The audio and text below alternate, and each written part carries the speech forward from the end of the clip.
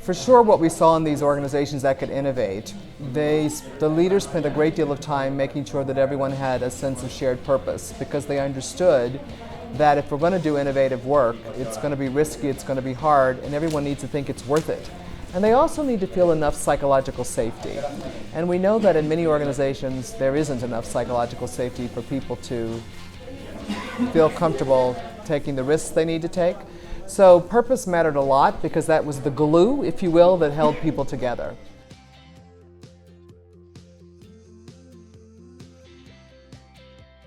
But what I do see in my research is that the leaders who lead innovative organizations are extremely demanding.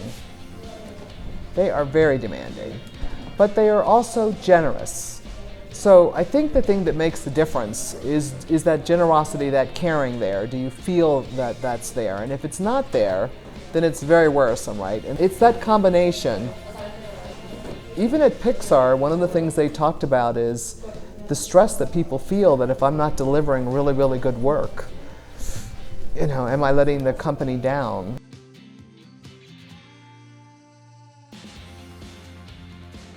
Well, I must say, everyone that I ended up studying for this research, I do admire. I admire Mrs. Kim. Her company is called Sungju Group, but she has a number of different brands underneath that. She is a person who's so driven by her values, and she doesn't do anything that isn't consistent with them.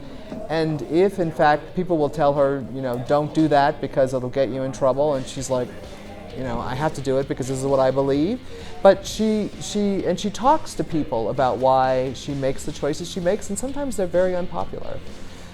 But because of her own value system, she feels she has to do that. As I mentioned, she's quite Christian, so when she was in China, she actually had a Bible group, and many people were very nervous that this was not a good thing to do for the business, but she's like, that's what I do, that's who I am. I can only be authentic. So one part of the puzzle that she's been working on is sustainability, because a lot of what handbags are made of are not good for the environment. And everybody doesn't really think that she necessarily should be devoting a lot of time and attention to this because it's expensive. And you got to keep your price point in the right place to get your margins right. But she feels we have to do it. We can't be making products that are hurting the environment. So we have to be doing that research continuously to look for new materials. She also hires, as I said, women who in some ways are outcasts. And she wrote a book about being an outcast herself. She wants to make sure they're paid properly. They make them in their homes so they can have work-family balance. Tsunami happened in Japan. She's trying to work with women there to give them work. Her decisions are not always going to be the least expensive way of doing the business, but for her, they're the sustainable way because you're helping people build their lives and livelihoods. The values of the company will come through, and people will be motivated. They will take that extra step, be more productive, more innovative, and in the end, they'll get it back.